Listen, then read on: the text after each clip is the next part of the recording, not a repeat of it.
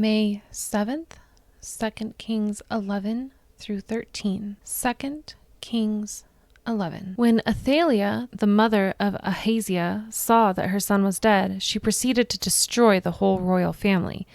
But Jehosheba, the daughter of King Jehoram and sister of Ahaziah, took Joash, son of Ahaziah, and stole him away from among the royal princes who are about to be murdered. She put him and his nurse in a bedroom to hide them from Athaliah, so he was not killed. He remained hidden with his nurse at the temple of the Lord for 6 years while Athaliah ruled the land. In the 7th year, Jehoiada sent for the commanders of units of 100, the Kerites, and the guards that had them brought to him at the temple of the Lord. He made a covenant with them and put them under oath at the temple of the Lord. Then he showed them the king's son. He commanded them, saying, "This is what you are to do. You who are in the 3 companies that are going on duty on the Sabbath, a third of you guarding the royal palace, a third at the Sur gate, and a third at the gate behind the guard, who take turns guarding the temple, and you who are in the other 2 companies that normally go off Sabbath duty are all to guard the temple for the king. Station yourselves around the king, each of you with weapon in hand. Anyone who approaches your ranks is to be put to death. Stay close to the king wherever he goes." The commanders of units of 100 did just as Jehoiada the priest ordered. Each one took his men, those who were going on duty on the Sabbath and those who were going off duty, and came to Jehoiada the priest. Then he gave the commanders the spears and shields that had belonged to King David and that were in the temple of the Lord. The guards, each with weapon in hand, stationed themselves around the king, near the altar in the temple, from the south side to the north side of the temple. Jehoiada brought out the king's son and put the crown on him. He presented him with a copy of the covenant and proclaimed him king. They anointed him, and the people clapped their hands and shouted, "Long live the king!" When Athaliah heard the noise made by the guards and the people, she went to the people at the temple of the Lord. She looked, and there was the king, standing by the pillar, as the custom was. The officers and the trumpeters were beside the king, and all the people of the land were rejoicing and blowing trumpets. Then Athaliah tore her robes and called out, "Treason! Treason!" Jehoiada the priest ordered the commanders of units of 100 who were in charge of the troops, "Bring her out between the ranks, and put to the sword anyone who follows her." For the priest had said, "She must not be put to death in the temple of the Lord." So they seized her as she reached the place where the horses enter the palace grounds, and there she was put to death. Jehoiada then made a covenant between the Lord and the king and people, and they would be the Lord's people. He also made a covenant between the king and the people. All the people of the land went to the temple of Baal and tore it down. They smashed the altars and idols to pieces and killed Mattan, the priest of Baal, in front of the altars. Then Jehoiada the priest posted guards at the temple of the Lord. He took with him the commanders of hundreds, the Kerites, the guards, and all the people of the land, and together they brought the king down from the temple of the Lord and went into the palace, entering by way of the gate of the guards. The king then took his place on the royal throne. All the people of the land rejoiced, and the city was calm, because Athaliah had been slain with the sword at the palace. Joash was 7 years old when he began to reign. 2 Kings 12. In the 7th year of Jehu, Joash became king, and he reigned in Jerusalem 40 years. His mother's name was Zibiah. She was from Beersheba. Joash did what was right in the eyes of the Lord all the years Jehoiada the priest instructed him. The high places, however, were not removed. The people continued to offer sacrifices and burn incense there.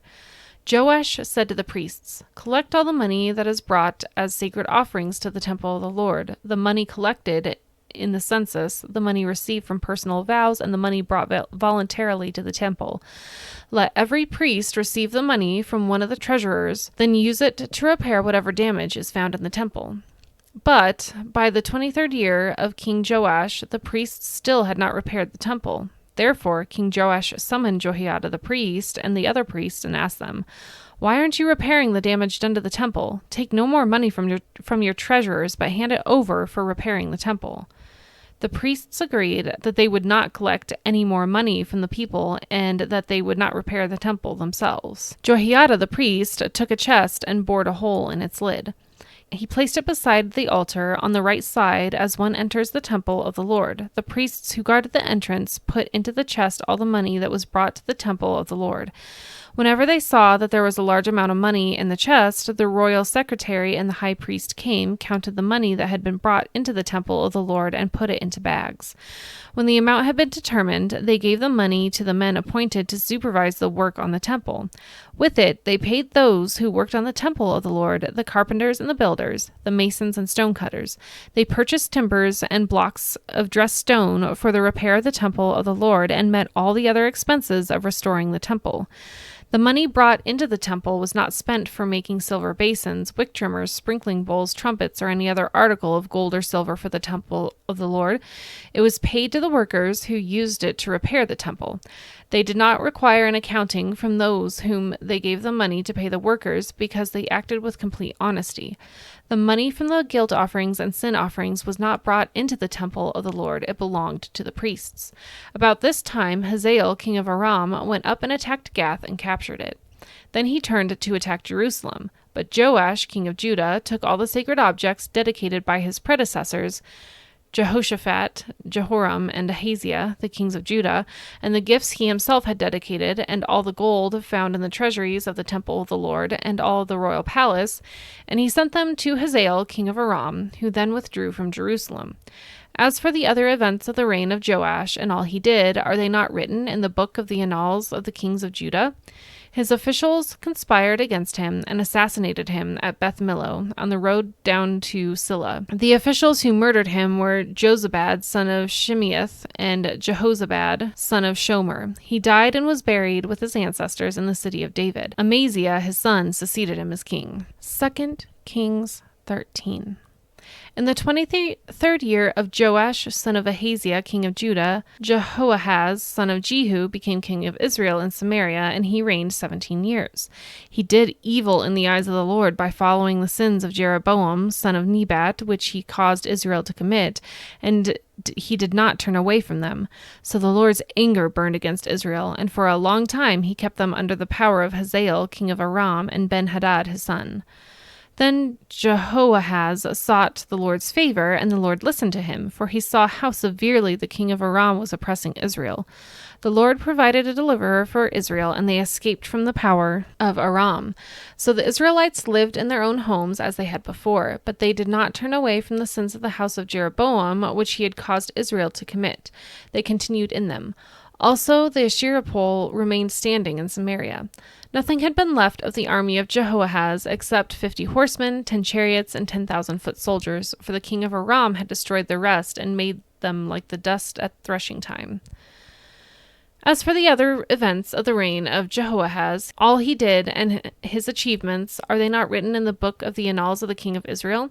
Jehoahaz rested with his ancestors and was buried in Samaria. Jehoash, his son, succeeded him as king.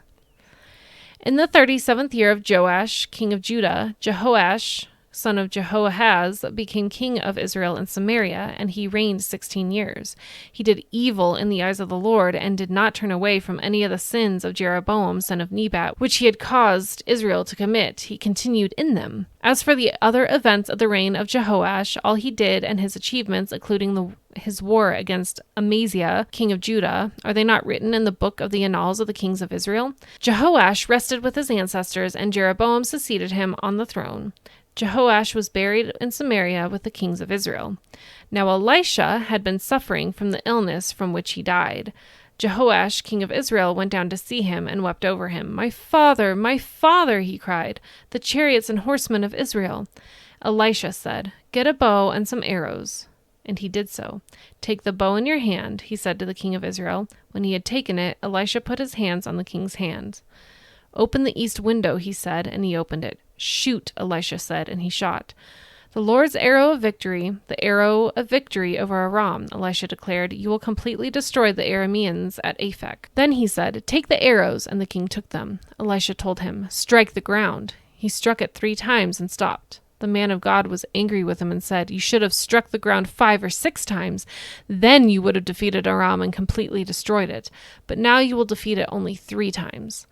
Elisha died and was buried. Now Moabite raiders used to enter the country every spring. Once, while some Israelites were burying a man, suddenly they saw a band of raiders, so they threw the man's body into Elisha's tomb. When the body touched Elisha's bones, the man came to life and stood up on his feet. Hazael, king of Aram, oppressed Israel throughout the reign of Jehoahaz. But the Lord was gracious to them, and had compassion, and showed concern for them because of his covenant with Abraham, Isaac, and Jacob. To this day he has been unwilling to destroy them or banish them from his presence. Hazael, king of Aram, died, and Ben-Hadad his son succeeded him as king. Then Joash, son of Jehoahaz, recaptured from Ben-Hadad, son of Hazael, the towns he had taken in battle from his father Jehoahaz. 3 times Jehoash defeated him, and so he recovered the Israelite towns.